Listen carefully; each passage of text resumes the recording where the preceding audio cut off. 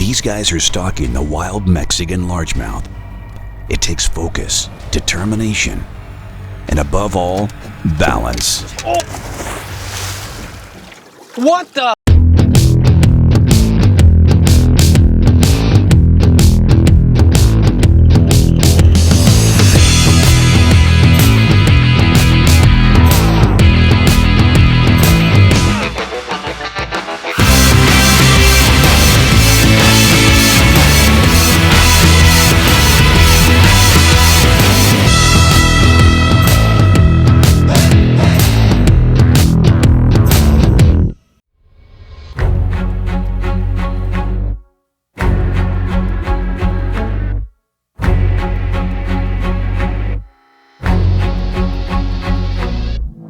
Welcome to the beauty of Lake El Salto. This Mexican gem is known for largemouth bass. Oh, but not just any bass. El Salto is the home of giants.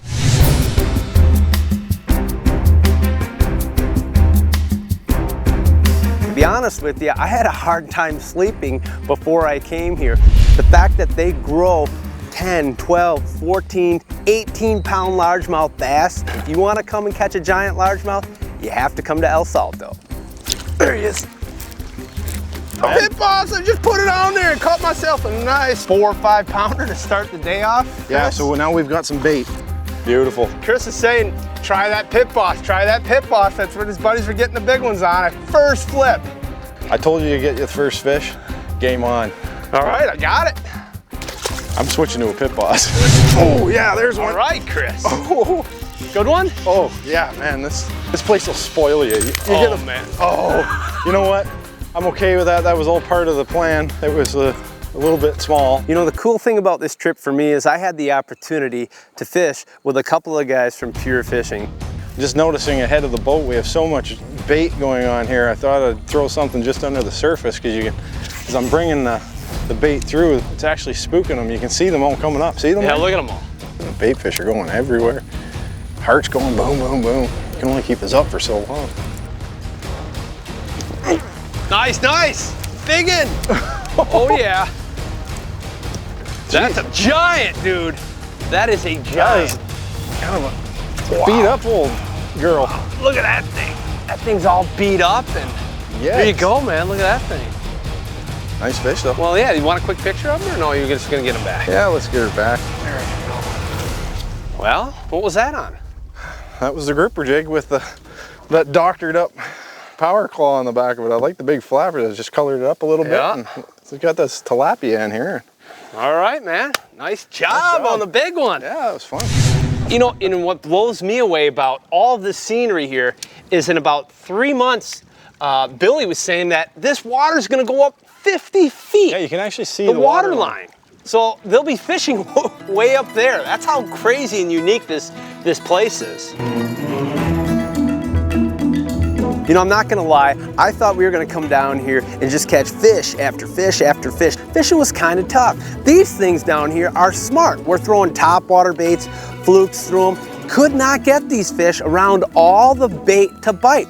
So it's crazy. We're seeing a lot of fish and a lot of big bass in here busting all over the place. So we're trying some topwater baits, some different baits. I'm gonna go to the Old Faithful, one of my favorite baits. It's a 5-inch jerk shad. And what I'm gonna do is I'm gonna just Texas rig it here, you know, and just kind of work it across the top like a wounded bait here. There, bite. There he is. I went a little deeper that time. Staying down. Oh yeah. How big? How big? Oh, it's a 4-pounder. Darn it. Oh, look at its gut. Oh, I'm so jealous. It's a nice fish. Not the 10-pounder we're after, but we'll take them. That's a really good bass for up north. But to come down here to Mexico and catch a 4, 5, 6-pounder, these guys look at those as babies. There's one. Good one? No. They're getting bigger, son. Look at that. Whoa. I think I patterned the tilapia. Oh, whoa, just about knocked myself out of the boat. You got there, buddy? How big? I don't know. What the heck is that? You are the multi-species master on the crankbait. This is part of my master plan. What I'm doing is, I mean, as any good guest would do, clear the area of any of the garbage fish. Okay. So that you can get your 10. That's a channel cat, huh? That looks like a channel cat to me. Yeah. We'll keep on catching those channels and tilapia. I'm gonna go back to bass fishing. There he is. Got him. He's got me in that wood. I gotta come up by you, buddy. There he is. Oh, that's a good one. 5 right there, at least 6. I don't know. Oh, man. Awesome. Nice job. Thank you, sir. All right, well, we kind of have to grind away for them. Just the average size, it's amazing. Being lucky enough to come down here and catch giant bass like this for average size fish, it's just an unbelievable world-class fishery. Now I'm gonna be going after that fish of a lifetime, a 10-pounder, man. That's why we came down here. See you later, buddy. North American Fisherman is brought to you by Peak Antifreeze, right for your car and your wallet. Peak, run true. By Trilene, anglers trust Berkley Trilene. By Bass Pro Shops, your adventure starts here. And by Abu Garcia, for life.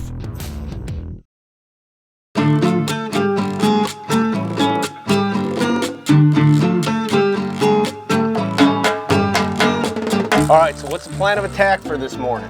Well, we've had good luck in the mornings with the fish are up high, not necessarily on top waters, but burning spinner baits and jigs through the tops of trees.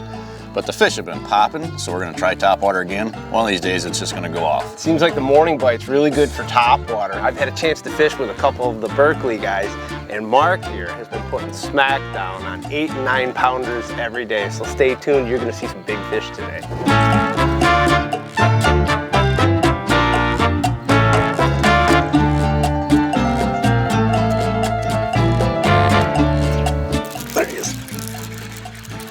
Big one? I don't think so, but it could be. Oh boy, coming up. Go!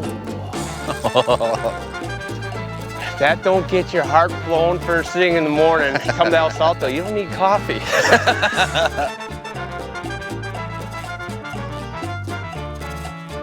Digging? Yep. Oh yeah. Oh yeah. Go left, go on this side, buddy. Oh yeah. I told you Mark was gonna get some big ones. I'm glad you're right. I just wanted to see one of these fish, dude. That's it right there. Oh, yeah, man, look, that's gotta be a 10-pounder all day. I gotta get a picture. He's gonna move. Look at that. How big is he, Javier? 8? 8 pounds, that's it. That thing looks T-Rex. That's lot what I of wanted to see, yeah. And again, you're just using a black and blue jig with a big 5-inch jumbo chigger craw. I gotta catch me one of those, buddy. You will. Wow. Yeah, today, and especially with where we're at, we have opted to go with really big baits. And we know we're gonna sacrifice catching numbers of fish, but we're also gonna get the size. This bait right here is a 5/8 ounce gripper jig with a 5-inch jumbo chigger craw trailer. Javier started taking us through all this big standing timber and wood, just swimming these big jigs through the trees. So I learned a lot on this trip. There he is, big one, big one. Oh yeah, there he is.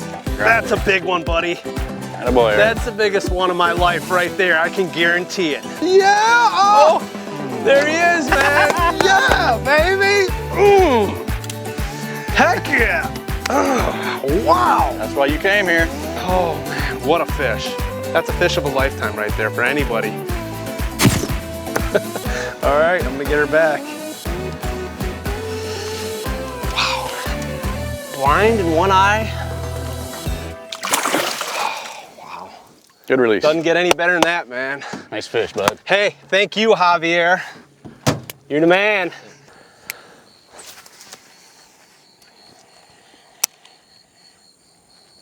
Oh, did you see that?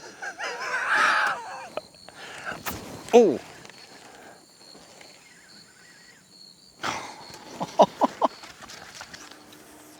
This is a new Revo Rocket. It's got a 9.0 to 1 gear ratio. Picks up 37 inches of line every time you turn the handle once.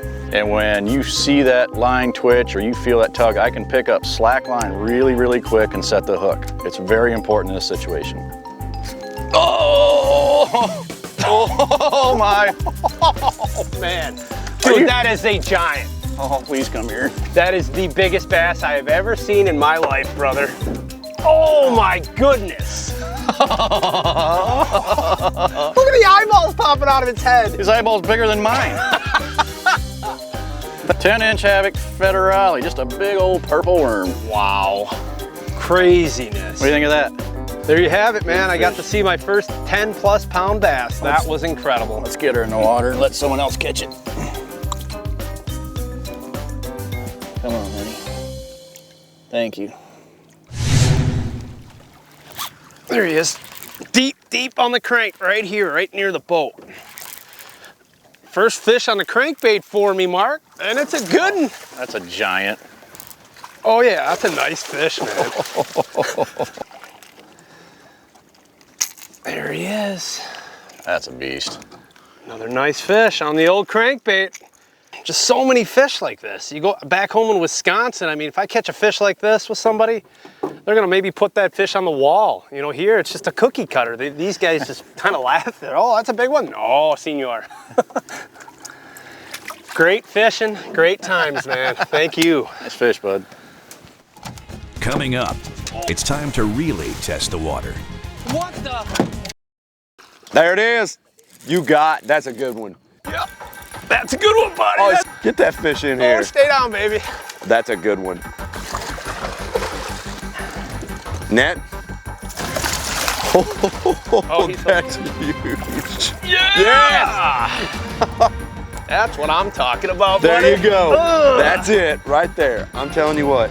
Told me to just pop it and fish it slow. I listened to the guide. Yep. I'm on the board. Those bass just sitting there. They're just waiting for that fall. They're just waiting for it to just fall off that edge, and hopefully our lures are one of them. Coming up, buddy. Oh yeah. There you go. Oh, and he came off. See what I tell you, man, that little hangout right there. Got him. Dadgum. That's a big one. Oh yeah, baby. That's why I. Come on, come on, Oh. Yes, sir. Stay down. Stay down. Stay down. Come over here to Chi-Chi and meet my friend. Yeah! That's it. Come down to Mexico. It's that simple. Huge fish. Huge fish, lots of them. Great people. This is a place to come and fish. El Salto, Mexico, man. Thank you for having us come down here, man. We're happy to have you down here. I'm having to switch it up again. I'm kind of getting smoked here. It's not a lie. He's putting it on me pretty good. Going out and fishing with KJ, he was a trip. I mean, this guy was cracking jokes. If this was Derby Day, I'd be down 18 pounds. The bad thing is that this is my kind of fishing, and he's smoking me. And he says, oh yeah, we'll get him. Watch. I'm gonna take off my microphone, and I'm just gonna fall right in the water. Oh. And we'll psych out the guide and Brad, who's running the camera, and he's gonna think that we just destroyed the mics. You all right? What happened? Oh, the mic. What'd it do? Uh-oh. And we got you, man. We got you. There he is, right off that log. Nice, buddy. Right over there. How big? I don't know, man. Oh, there he is. Nice. Okay. Oh! All right, no, we you got can't, it. no, You got you it. can't count it. You can't. Oh, yeah, Not I leadered in the him. boat. No way. Oh, dang it. Coming to El Salto, catching the biggest bass of my life. And the staff here, the service here, the scenery here. If you like the bass fish, I mean, you have to put this on your to-do list.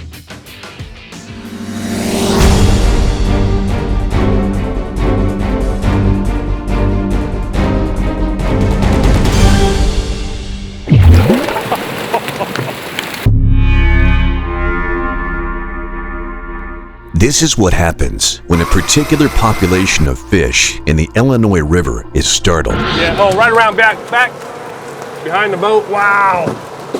Watch out, they're everywhere. These are silver carp, the most notorious of the Asian carp family. Many believe the Illinois River has the densest population of silver carp in the nation. That's kind of ground zero on this invasion. Asian carp were introduced to the United States in the 1970s to control algae in catfish farms in the South. In the 1980s, floodwaters allowed the carp to escape and infest the Mississippi River Basin. When it comes to the river systems, if it's connected, if it's got a direct connection to the Mississippi or the Illinois River, it's going to have these fish in it. Asian carp not only disrupt the food chain, push out native fish, are a nuisance to boaters, but they are also extremely dangerous. It was a flying silver carp that broke this woman's jaw as she participated in a sport created for the sole purpose of hunting this nuisance fish. Their population is growing at a rapid pace. The females can lay 2 million eggs a year, and they grow rapidly. Once they get to a certain size, we don't have a predator that's capable of eating them, and they're just running unchecked. So how do we get rid of them? Some say if you can't beat them, eat them. They believe that creating an appetite for silver carp will hold their population in check. The vision about all this is to literally educate our people how to eat this fish. But getting Americans to eat silver carp has been challenging. People in this country just don't seem to want to pick around the bones. Now there is concern that Asian carp have a path out of the rivers and into the Great Lakes through the Chicago Sanitary and Ship Canal. So a multi-million-dollar electronic barrier has been constructed to potentially stop the migration. With the barriers in place, we are effectively plugging the biggest hole for the movement of these fish. It would be very difficult for fish to just swim right through this waterway behind us. But not everyone is convinced, so cleaning, training, and drying boats every time they come out of the water can prevent the tiny microscopic creatures who lurk there from ending up in lakes and rivers where they shouldn't call home. It's the best defense we have against the ever-growing world of the silent invaders. North American Fisherman is brought to you by Ranger Boats, still building legends one at a time. Quebec, providing emotion since 1534. Berkley Gulp, alive, looks alive, feels alive, tastes alive. Still ahead, the battle that keeps you in knots. And this year, it's personal. Fan favorite Knot Wars continues with North American Fisherman returns.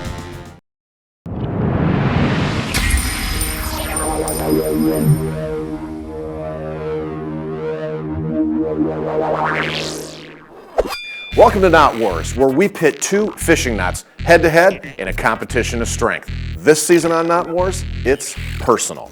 Because not only are we pitting two fishing knots against one another, we're also setting up a battle between the anglers who selected those knots. We asked the hosts and staff at North American Fisherman, as well as some of our viewers, to tell us some of the knots that they like to use for line-to-lure and line-to-line applications. So this year, it's not just the knots that are on the line, it's pride.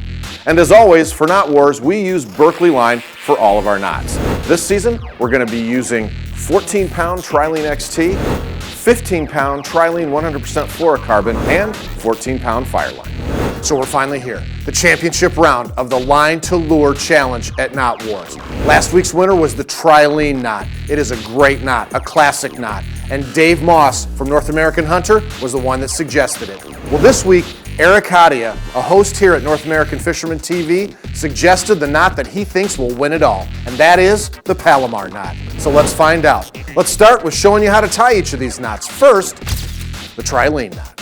Run the tag end through the hook eye twice, forming a small loop. Then, wrap the line around the main line 3 times and put the end back through the 2 loops formed near the hook eye. Moisten and draw tight.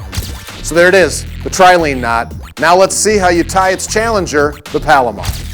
Start by doubling the line and running it through the hook eye, leaving plenty of line to work with. Holding the main line, use the loop to form an overhand knot before passing the hook back through it. To tighten, simply moisten first and pull on the main line and tag line. So there it is, the Palomar knot, this week's challenger, and we already know that it's a great knot.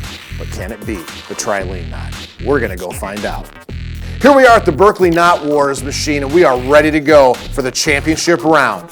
Last week's winner, the Trilene knot. This week's challenger, the Palomar knot. Let's find out which one's going to be champion this year of the Line to Lure Challenge.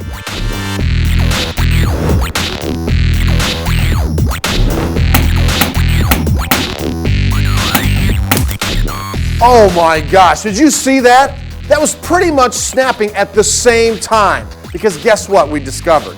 In testing these on the Trilene XT, the 100% fluorocarbon, and the Fireline, we pretty much found that their strength was equal. So it's really hard for me to name one or the other a champion. I almost think you have to look at these knots as both being champion level knots. But you know what? You probably have an opinion about this, so why don't you tell us? Go over to our Facebook page or our website and let us know what you think. Palomar knot, Trilene knot. Which is your favorite? Which do you think deserves to be the champion? The Knot Wars isn't over. We've got a new challenge coming up next week. It's the Line to Line Challenge, where we're going to be seeing a lot of other knots suggested by staff, hosts, and you, the viewers. I'm excited. Hope you are too. And remember, if you want to learn about the knots we have here on Knot Wars, just head on over to our website, or better yet, download the Knot Wars app on your smartphone. Knot Wars, because no good fish story ends with a broken knot.